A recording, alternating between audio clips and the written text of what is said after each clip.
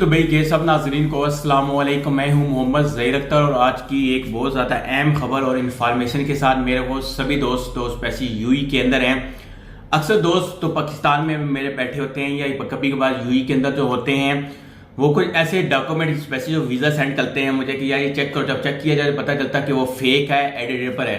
तो आपको बता दें अभी एक यूई की तरफ से बहुत ज़्यादा अहम इंफॉर्मेशन आई है और आपको मैं बता दूँ कि जो पब्लिक प्रोसिक्यूशन उसकी तरफ से ये बोला गया है कि जो बंदा भी ये काम करेगा और उसके अगेन कंप्लेंट हो जाएगी और वो पकड़ाया जाएगा, कितनी सजा उसको मिलेगी? मिनिमम 10 साल की सजा मिलेगी। कितनी? 10 साल की सजा। और इसके न्यूज़ के अंदर एक और चीज़ भी बोली है, 10,576 इमिग्रेशन केसेस में मफरूर भी शामिल थे। 2 लोग गैर कानूनी तौर पर मुल्क में दाखिल हुए, वो लोग जिन्होंने रिहायशी इजाजतनामे पर वीज़ा जारी बनाए, सरकारी इजाजतनामे के बगैर किसी दूसरी कंपनी के लिए काम करने वाले अफराद जिनके रिहायशी वीज़े की मियाद ख़त्म हो चुकी थी और वो लोग जो वीज़ा पर काम करते हुए पकड़े गए थे।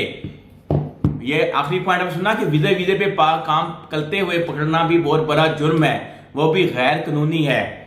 उस कंडीशन में भी आपको सजा मिल सकती है 10 साल तक की सजा। ये याद रखिए, इन्होंने बोले ये न्यूज़ के अंदर पूरी डिटेल वीडियो की डिस्क्रिप्शन के अंदर है। आप पढ़ना चाहते हैं, शेयर करना चाहते हैं, शेयर कर सकते हैं।